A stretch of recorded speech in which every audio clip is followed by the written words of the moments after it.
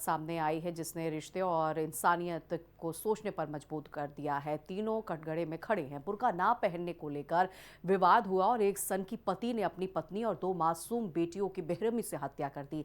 हत्या के बाद आरोपी ने तीनों के शव को घर के ही भीतर 9 फीट गहरे गड्ढे में दफना दिया। ये सिर्फ एक हत्या नहीं, ये मानसिक वसीयत भी है। देखिए रिपोर्ट। शामली में बुर्का बना मौत का फरमान, पति बना कट्टरपंथी, पत्नी और मासूमों का काल। रसोई में चली गोली, घर बना कब्रिस्तान। जिस घर में हंसती थी बेटियां, वहीं हुई दफन। एक सन की सोच, 3 जिंदगियां खत्म। रिश्तों की सबसे खौफनाक हत्या का सच। शामली का एक शांत सा दिखने वाला घर असल में 3 जिंदगियों का कब्र बन चुका है, जहां पर एक सनकी पति ने अपनी पत्नी और 2 मासूम को बेरहम दिल से मौत के घाट उतार दिया है, जिसकी वजह कोई ज्यादा बड़ी नहीं थी। वजह सिर्फ इतनी सी थी कि पत्नी ने घर से बाहर निकलते वक्त बुर्का नहीं पहना था। बस इतनी सी बात ने कट्टरपंथी सोच का जन्म ले लिया और बेरहम पति ने पत्नी और 2 मासूमों से जीने का हक छीन लिया। जिसके बाद अपने गुनाहों पर पर्दा डालने के लिए हत्यारे पति ने घर के अंदर ही एक 9 फीट गहरा गड्ढा खोदा, जिसके बाद बिना देर किए तीनों शवों को 9 फीट गहरे गड्ढे में दफना दिया।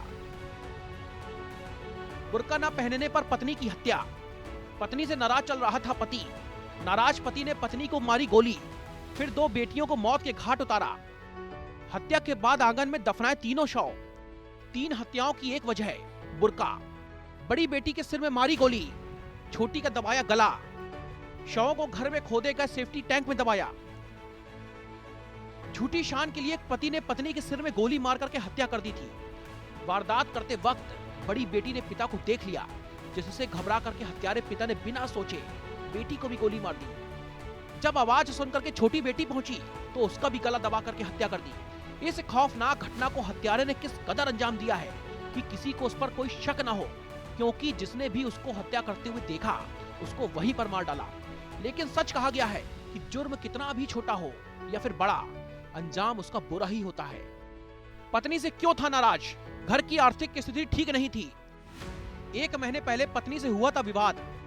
ताहिरा बच्चों को छोड़ करके अकेले गई थी मायके। मायके जाते वक्त ताहिरा ने नहीं पहना था बुर्का। तभी से फारूक के दिमाग में चल रही थी साजिश। करीब 15 दिन बाद पत्नी को घर ले आया था फारूक। घर आने के बाद भी बुर्का को लेकर के हुआ था विवाद। पत्नी ने अपनी मर्जी से जिंदगी जीने की कही थी बात। जिहादी शौहर ने तभी बना ली थी हत्या की योजना। योजना के तहत सेफ्टी टैंक का कराया था निर्माण। 5 दिसंबर को फारूक ने खरीद लिया था तमंचा। इस खौफनाक वारदात के बाद लोगों की अलग अलग प्रतिक्रियाएं सामने आ रही हैं। कुछ लोग बोल रहे हैं कि ये एक कट्टरपंथी सोच है, क्योंकि जिस महिला की हत्या की गई है उसके किरदार पर कभी भी कोई दाग नहीं था। उसको आज तक बेपर्दा देखा ही नहीं गया। लोगों का कहना है कि उसने अपनी झूठी शान के लिए 3 जिंदगियों को खत्म कर दिया। वहीं पड़ोसियों ने कहा कि इस घटना से हर कोई हैरान है।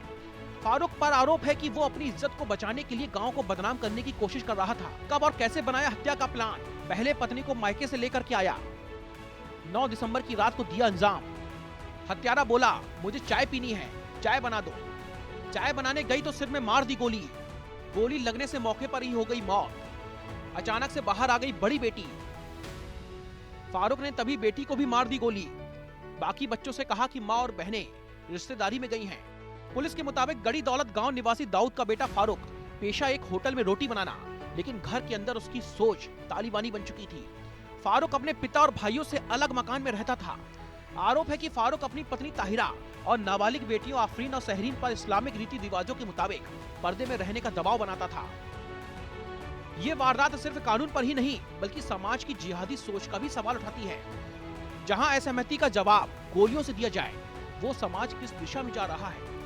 शामली में हुई ये घटना हमें चेतावनी देती है कि सनक जब हद पार कर जाती है तो सबसे पहले मासूमियत मरती है। फिलहाल हत्यारे को पुलिस ने गिरफ्तार कर लिया है और आगे की कार्रवाई शुरू कर दी गई है। तो बुर्का नहीं पहना तो मार डाला, ये आपको सुनाते इस हैवानियत पर किसने क्या कुछ कहा। डॉक्टर जीनत जमाल अंसारी। मैं फारूक नाम के उस व्यक्ति की कड़ी शब्दों में निंदा करती हूँ जिसने बुरखे के ऊपर अपनी पत्नी व अपनी बच्चियों को मार डाला। तो बुरखा जो है वो हमारे मजहब में नहीं है। हमारे मजहब में है रिदा नाम की चीज, यानी कि चादर का सिर ढकना है। तो इसलिए बुरखा जो है वो एक कुप्रथा है। बुरखे को जल्द से जल्द ये है कि खत्म होना चाहिए। बुरखे से ऐसा कोई बुरखे का ऐसा कोई तात्पर्य नहीं है कि बुरखे ही पहनना जरूरी है। शामली में एक व्यक्ति ने अपनी पत्नी और 2 बच्चियों को महज इसलिए कत्ल कर दिया कि वो बुर्का नहीं पहनती थी, जैसे कि जानकारी मिली है। इसकी कड़े अल्फाजों में, जितने कड़े अल्फाजों में मजम्मत की जाए कम है।